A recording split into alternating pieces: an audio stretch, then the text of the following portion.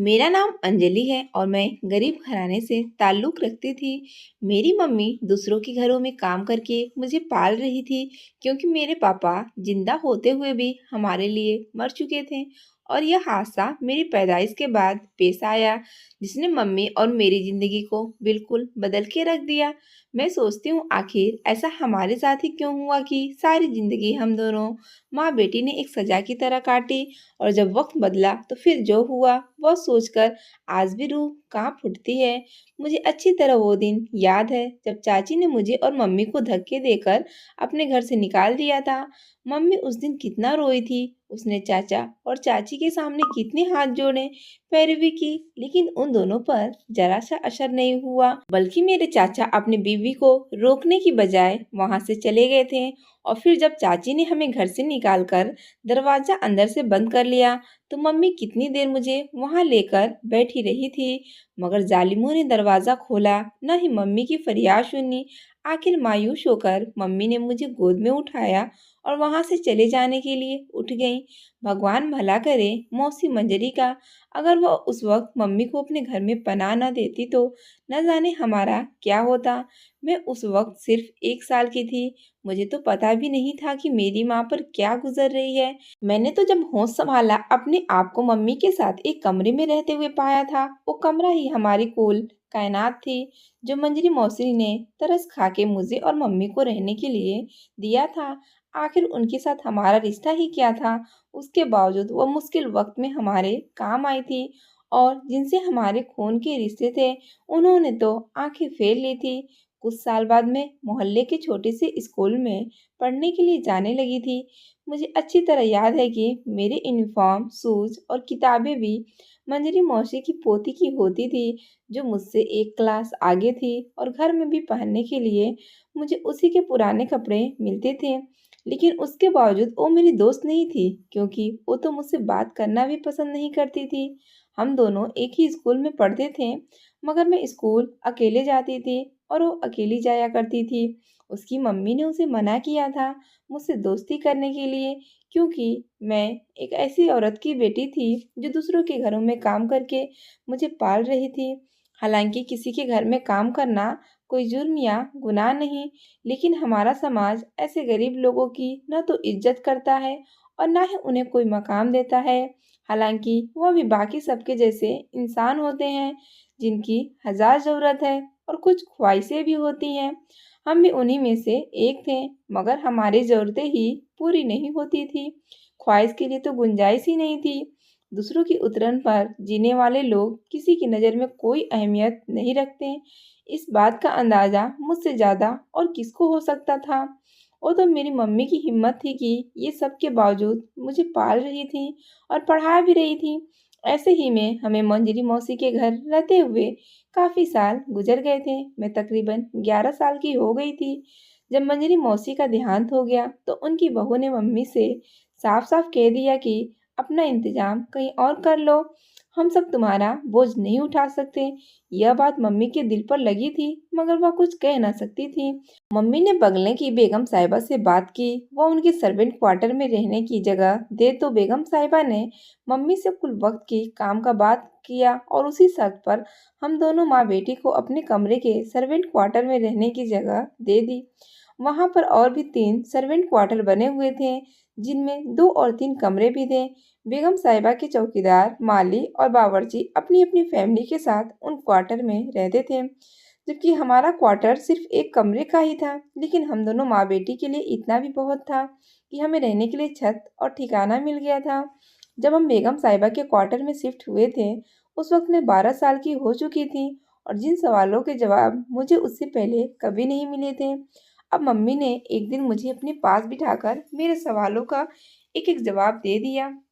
मुझे पता चला कि हम जो घर से बेघर हुए थे उसके पीछे आखिर कौन सी वजह थी और यह सुनकर मेरा दिल कांप उठा। मेरी मम्मी गांव की रहने वाली सीधी सादी औरत थी। पापा के साथ मम्मी की शादी किसी दूर के रिश्तेदार की वजह से हुई थी। उन्होंने ही मेरे पापा के घर वालों को मम्मी के रिश्ते का बताया था। मेरे दादा दादी को मम्मी बहुत पसंद आई थी।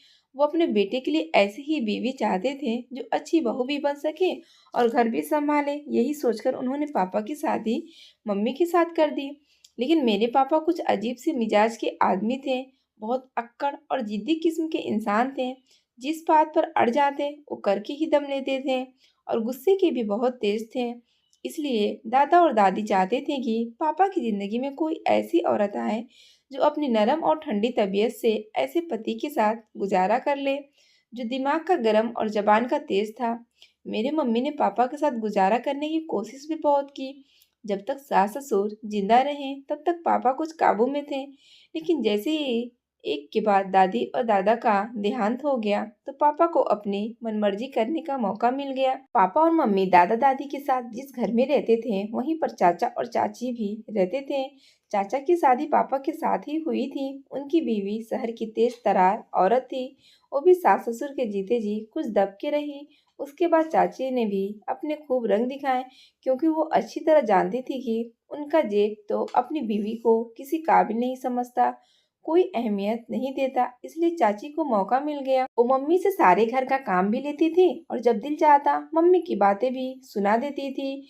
मेरी मम्मी ना मायके में किसी को कुछ कहने योग्य थी और ना ही पति के सामने दुखड़ा रो सकती थी, क्योंकि मम्मी को मालूम था कि पति से किसी बात को कहने का कोई फायदा ही नहीं है।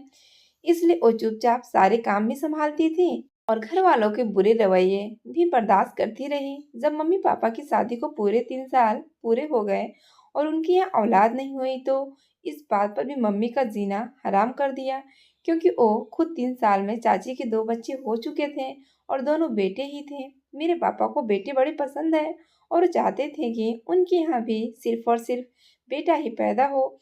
एक तो भाई के साथ मुकाबला हो गया था, दूसरा पापा बेटियों को बोझ समझा कर देते हैं। और फिर जब मम्मी की शादी का चौथा साल भी पूरा हो गया तो चाची ने पापा के कानों में दूसरी शादी की बात डाल दी। पापा तो जैसे इस बात के लिए तैयार बैठे थे, उन्होंने भी उठते बैठते मम्मी को यही बातें सुनाना शुरू कर दी। ऐसा नहीं था कि मेरी मम्मी सूरत और सीरत में किसी से कम थी, बल्कि कोई भी मम्मी को देखता तो उनकी खूबसूरती की तारीफ किए बिना नहीं रहता था। और मम्मी का सलीका तरीका तो अपनी ही मिसाल था। उसके बावजूद पापा को हर कमी सिर्फ मेरी माँ में ही नजर आती थी। फिर पापा की जिंदगी में दूसरी औरत आ गई। पता नहीं उसने पापा पर कौन सा जादू किया था कि पापा उसकी सेवा कोई नजर ही नहीं आता था। ऊपर से चाची ने पापा के दिमाग में दूसरी शादी की बात डाल दी थी। किसी बात को वजह बनाकर पापा ने मम्मी को कह दिया कि तुम तो मुझे औलाद नहीं दे सकती, इसलिए अब मैं दूसरी शादी करूंगा। लेकिन मेरी मम्मी उनके पैरों में गिर गई और फरियाद करने लगी कि मुझ पर सौतन मत लाना। मगर अब पापा कहाँ किसी की सुनने वाले थे। फिर कुछ दिन गुजरे थे कि मम्मी की तबीयत अचानक बहुत खराब हुई। वो बेहोश होकर जमीन पर गिर पड़ी। चाची ने न चाहते हुए भी मम्मी को अस्पताल लेकर गई तो पता चला कि मम्मी उम्मीद से है। पूरे 4.5 साल बाद मम्मी को वो खबर मिली थी जिसे सुनने के लिए उनके कान तरस गए थे और साथ ही उम्मीद भी बन गई थी कि शायद अब पापा दूसरी शादी का ख्याल दिल से निकाल दें, क्योंकि कहते हैं कि औलाद पैरों की जंजीर होती है। अब सवाल यह था कि क्या माँ पापा के पैरों में यह जंजीर डालने में कामयाब हो जाएगी? क्या पापा औलाद का सुनकर दूसरी शादी से बाज आ जाएंगे? फिर मम्मी की उम्मीदों को पहला इशारा उस वक्त मिला जब पापा को यह खबर मिली तो वह खामोश हो गए। मम्मी ने उनसे कहा कि अब तो औलाद होने वाली है, दूसरी शादी न करें। फिर पापा कहने लगे, ठीक है, मुझे सिर्फ बेटा ही चाहिए। अगर तुमने बेटी पैदा की तो मैं लाजमी दूसरी शादी करूंगा। अब मम्मी के सर पर हर वक्त यही खतरे की तलवार लटकती रहती कि पता नहीं क्या होगा। और फिर वही हुआ जिसका डर था। मम्मी ने मुझे जन्म दिया। पापा को बेटी मंजूर ही कब थी? उन्होंने तो मेरा मुंह तक नहीं देखा, बल्कि जिस दिन मैं पैदा हुई ओ उस दिन मम्मी और मुझे छोड़कर चले गए। उस दिन मम्मी को पता चला कि पापा ने 9 महीने पहले ही दूसरी शादी कर ली थी और इस बात की खबर चाचा चाची को भी थी। अब तो बस बेटी पैदा होने का बहाना मिला था। मम्मी को उसी दिन पता चला कि मेरी पैदाइश तक कैसे चाचा ने पापा के मकान में हिस्से के पैसे पापा को दे दिए और इस तरह दादा दादी का वो घर अब चाचा का हो चुका था। जबकि पापा दूसरे शहर में अपना घर खरीद कर दूसरी बीवी के साथ वहां रहने चले गए थे और मेरी मम्मी अपनी बेटी को गोद में लिए अपनी बदनसीबी मातम करती रही। रिश्तेदारों और बिरादरी वालों के डर से चाचा ने मम्मी को अपने घर में रखा हुआ था, क्योंकि अगर वह उस वक्त मम्मी और मुझे घर से निकाल देते तो सबकी बातें बनानी थी कि छोटी सी बच्ची के साथ उसकी माँ पर जुल्म हुआ है कि चाचा ने भी घर से निकाल दिया।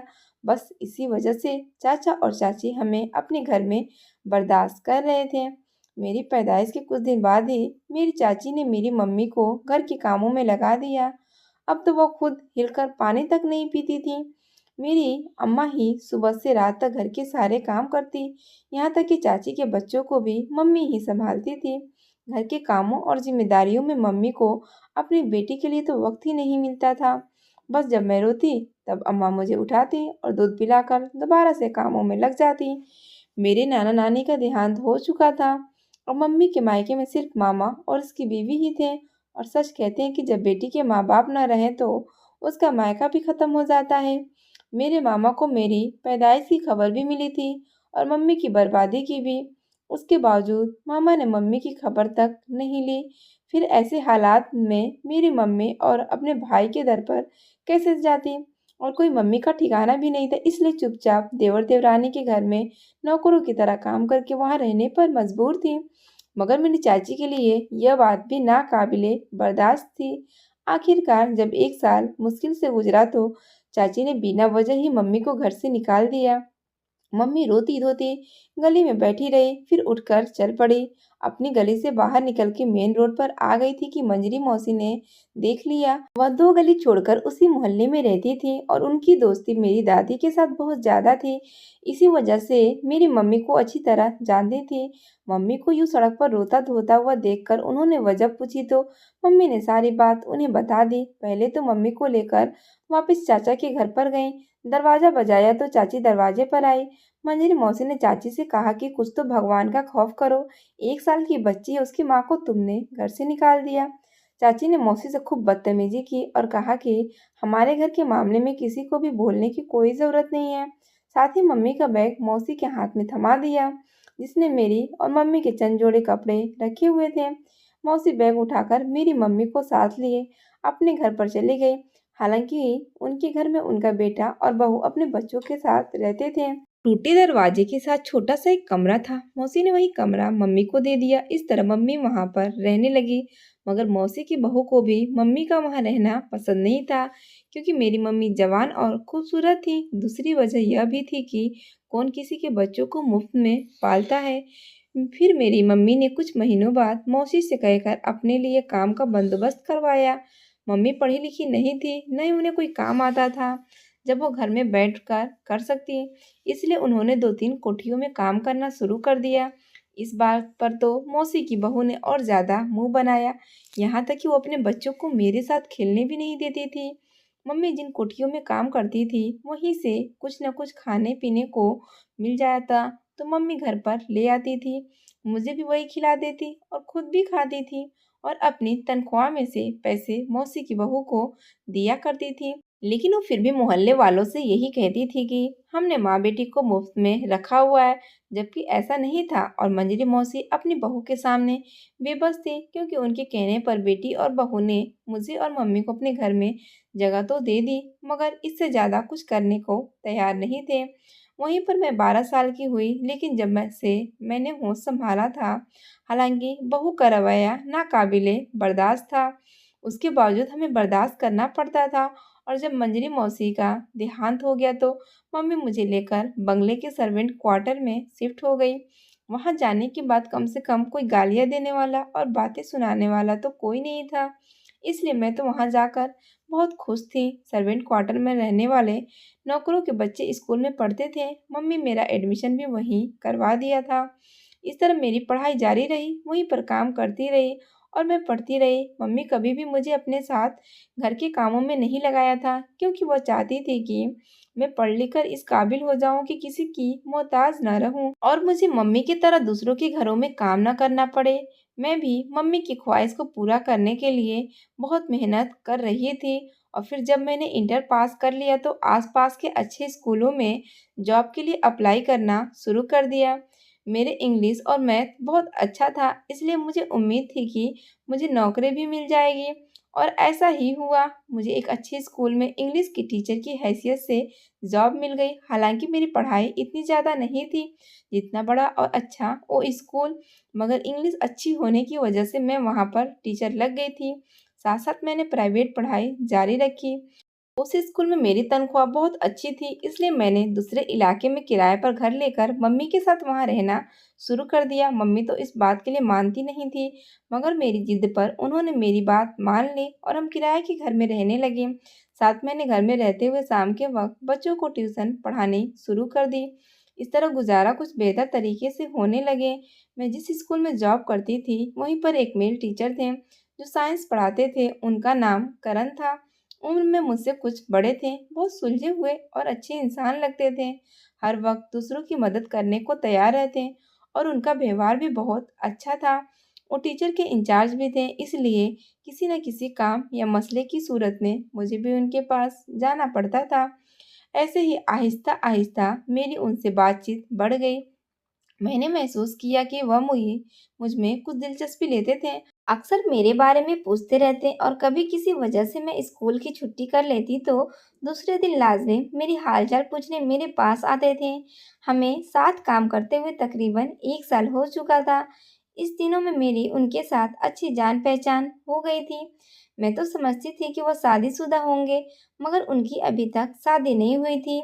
उन पर भी अपनी फैमिली की कुछ ऐसी जिम्मेदारियां थीं जिनकी वजह से वो अभी तक शादी नहीं कर सके थे।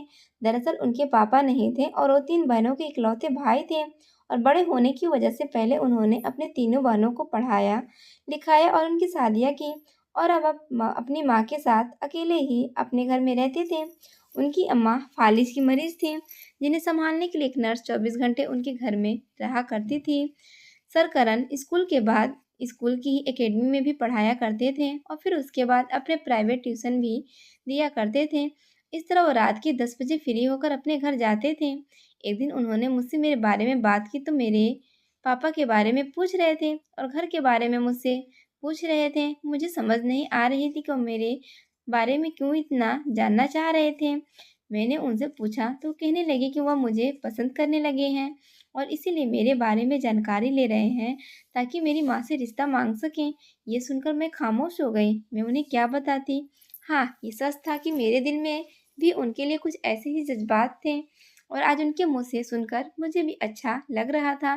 लेकिन कहीं न कहीं मेरे दिल में यह डर भी था कि जब उनको मेरी हकीकत मालूम होगी कि मैं किस घर से ताल्लुक़ रखती हूँ और किस तरह के हालात में ज़िंदगी गुज़री है, तो पता नहीं वो मेरे बारे में क्या सोचेंगे।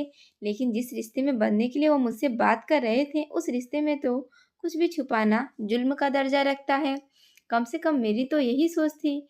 इसलिए मैंने उन्हें मम्मी और पापा के बारे में एक-एक बात बता दी। यह भी बताया कि मम्मी कई सालों तक दूसरों के घरों में काम करती रही है और अभी हमें अलग हुए सिर्फ 1 साल का समय गुजरा है। ये सब बताने के बाद मैंने उनसे कहा कि मैंने आपसे कुछ नहीं छुपाया। अब जो भी आपका फैसला हो मुझे मंजूर होगा। करण मेरी बात सुनकर मुस्कुरा दिए और कहने लगे, मुझे अभी तुमसे वही कहना है जो मैंने तुम्हें पहले कहा था। और फिर इस तरह वो मम्मी से मिलने मेरे घर भी आए। मम्मी उनसे मिलकर बहुत खुश हुई और उन्हें कहा कि मुझे आप दोनों के रिश्ते पर कोई एतराज़ नहीं है। अगर आपकी मम्मी और बहनों को मंजूर हो तो उन्हें ले आइएगा। फिर जैसे आप लोग चाहेंगे मैं वैसे कर लूँगी।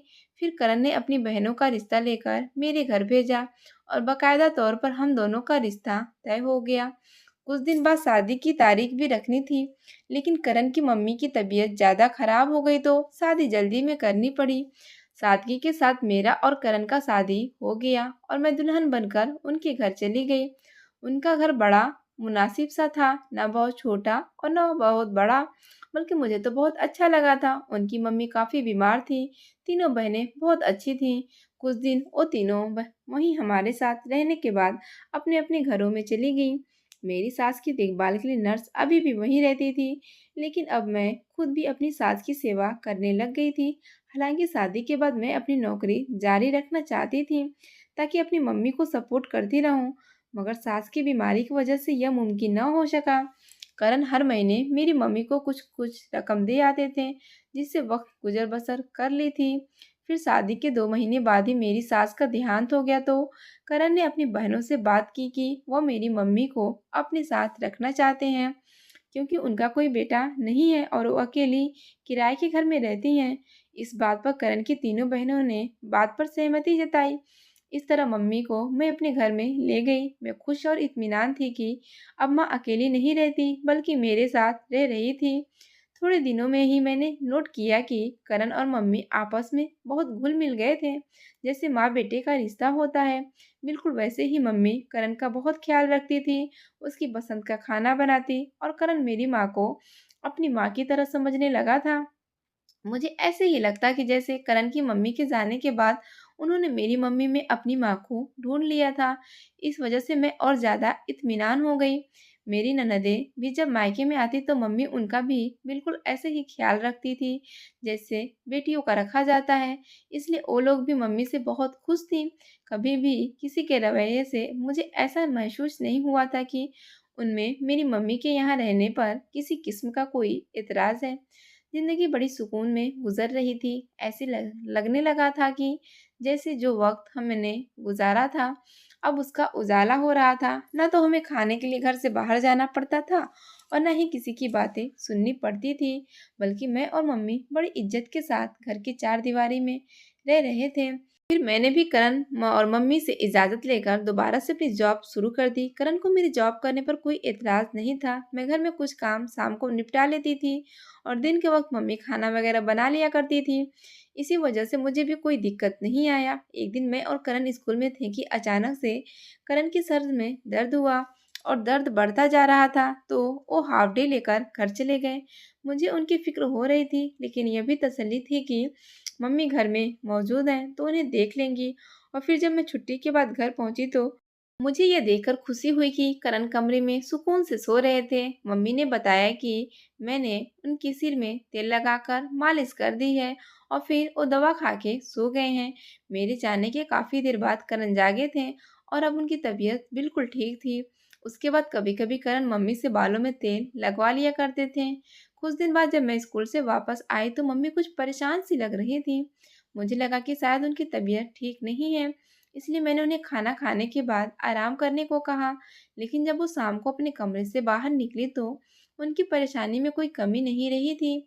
मेरे पूछने पर उन्होंने वही जवाब दिया कि मेरी कुछ तबीयत ठीक नहीं है। उस दिन मैंने मम्मी को कोई काम ही नहीं करने दिया और दूसरे दिन छुट्टी भी कर ली ताकि मम्मी आराम कर सके और मैं उनका ख्याल भी रखूं।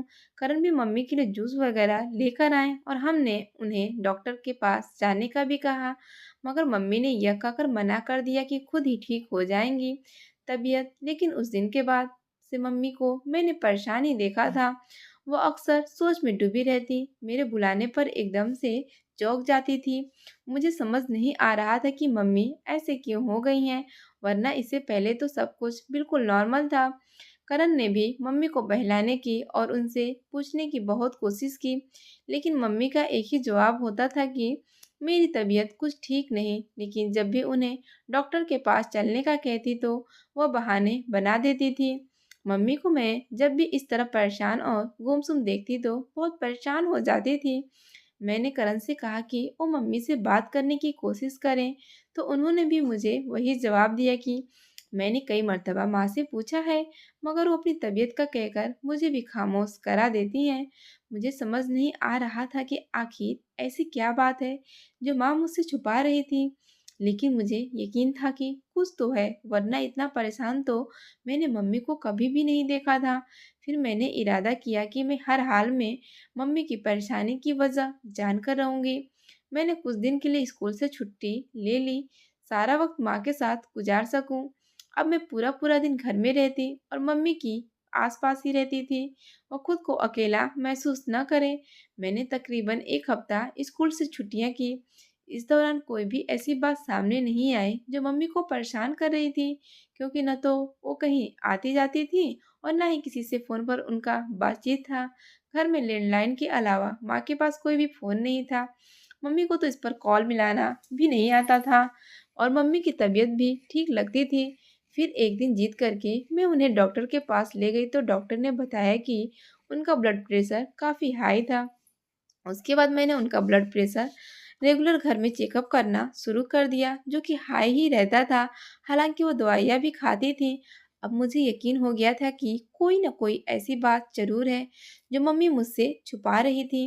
एक रात जब मैं सो रही थी तो अचानक मेरी आंख खुली तो मैंने देखा कि मेरे बगल में करण नहीं थे। मैं उठी कि देखूं कहाँ है, क्योंकि जब मैं सोई थी तो वो मेरे बगल में लेटे हुए थे। मैं कमरे से बाहर आई तो वहां भी कोई नहीं था। मम्मी के कमरे का दरवाजा भी बंद था। मैंने जाकर खोला तो मम्मी भी अपने बिस्तर पर नहीं थी। मम्मी के कमरे का दरवाजा भी बंद था। मैंने जाकर खोला तो मम्मी भी अपने बिस्तर पर नहीं थी। परेशान सी हो गई। उनको देखते हुए बरामदे में पहुंची तो हम और करण बरामदे में रखी कुर्सी पर बैठे बातें कर रहे थे और मुझे देखते ही खामोश हो गए। मुझे ये बात बहुत अजीब सी लगी, लेकिन मैंने जाहिर नहीं होने दी। करण ने कहा कि मैं पानी पीने के लिए बाहर निकला था तो मम्मी को यहाँ बैठे हुए देखकर यहाँ आ गया और फिर बैठकर बातें करने लगे। मैंने माँ की तबीयत पूछी और फिर उन्हें कमरे तक छोड़ा। उसके बाद मैं और करण ही कमरे में जाकर सो गए। उसके 2-3 रात बाद फिर ऐसा ही हुआ। मेरी आंख खुली तो करण बेड पर नहीं थे। जब मैं बाहर निकली तो करण और मम्मी बरामदे में कुर्सी पर बैठे बातें कर रहे थे और मुझे देखते ही खामोश हो गए।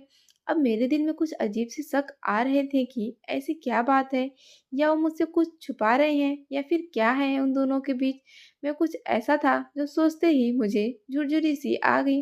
लेकिन बस वैसे तो जैसे मेरे दिमाग से शक चिपक गए थे। मैं अब जाने अनजाने में मम्मी और करण पर नजर रखने लगी थी। मेरी मौजूदगी में तो मुझे कुछ ऐसा वैसा महसूस नहीं हुआ, मगर मुझे ऐसा लगता था कि जैसे वो दोनों मुझसे छुपकर बातें करते हैं। यही सब मेरे दिमाग में हर वक्त चलने लगा था। एक दिन जब मैं और करण स्कूल में थे तो ब्रेक टाइम में किसी काम से करण के पास गई तो पता चला कि वो हाफ डे लेकर स्कूल से चले गए थे। यह बात सुनते ही मुझे मम्मी का ख्याल आ गया। करण मम्मी के पास घर गए हुए थे। मेरा दिल अजीब से तरीके से घबराने लगे। मैंने भी किसी न किसी तरह बहाना बनाकर स्कूल से छुट्टी ली और फौरन घर पहुंच गई। मेरे पास भी घर की चाबी थी, इसलिए मैंने दरवाज़ा न बजाया न बेल और आहिस्ता से घर के अंदर दाखिल हो गई। घर में कोई भी नहीं था। ऐसा लग रहा था कि जैसे मम्मी भी शायद घर में नहीं है या अपने कमरे में होंगी। मैंने अपने पर्स वहीं हॉल में रखा और मम्मी के कमरे की तरफ जा रही थी कि अचानक मेरे कदम एक आवाज़ सुनकर रुक गई। जो आवाज़ किसी मर्द की थी जो मम्मी के कमरे से आ रही थी। एकदम मेरा सांस सीने में अटक गया। मुझे लगा कहीं करण तो मम्मी के कमरे में नहीं है, मगर थोड़ा ध्यान देने के बाद मुझे पता चला कि वो आवाज़ करण की नहीं बल्कि किसी और की थी और फिर मम्मी की रोने की आवाज़ से मुझे सुनाई दी। मुझे समझ नहीं आ रहा था कि मम्मी ने किस मर्द को अपने कमरे में बुला रखा था। मैंने फटाफट तेजी से कमरे का दरवाजा खोला तो मैं यह देखकर हैरान रह गई कि मम्मी के कमरे में एक आदमी और एक औरत मौजूद थे। वो आदमी मम्मी के सामने जमीन पर हाथ जोड़े बैठा था, जबकि औरत मम्मी के साथ वाले सोफे पर बैठी हुई थी। वो औरत भी रो रही थी और मेरी मम्मी भी। उन तीनों ने मुझे देखा तो अपनी अपनी जगह से फौरन उठकर खड़े हो गए। मेरे लिए कुछ भी समझना तकरीबन नामुमकिन था। मैं फटाफट मम्मी के पास गई और उनसे रोने की वजह पूछी तो इससे पहले कि मम्मी कुछ कहती, उस आदमी ने आगे बढ़कर मेरे सर पर हाथ रखा और कहने लगा कि ये मेरी बेटी है। यह सुनकर तो जैसे मुझ पर क़यामत टूट पड़ी। तो क्या वो मेरा बाप था? मुझे पैदा होने के साथ ही वो छोड़कर चला गया था। और वो औरत कौन थी? वो दोनों मेरे घर में क्या कर रहे थे? पता नहीं कितने सवाल मेरे दिलो दिमाग में गूंज रहे थे। मुझे जानकर बिल्कुल भी खुशी नहीं हुई कि जो आदमी उस वक्त मेरे सामने खड़ा था वो मेरा सगा बाप था। और जब मुझे पता चला कि वो अपनी दूसरी बीवी के साथ यहाँ मेरी माँ से माफ़ी मांगने आया था तो मुझे यह सुनकर और गुस्सा आ गया।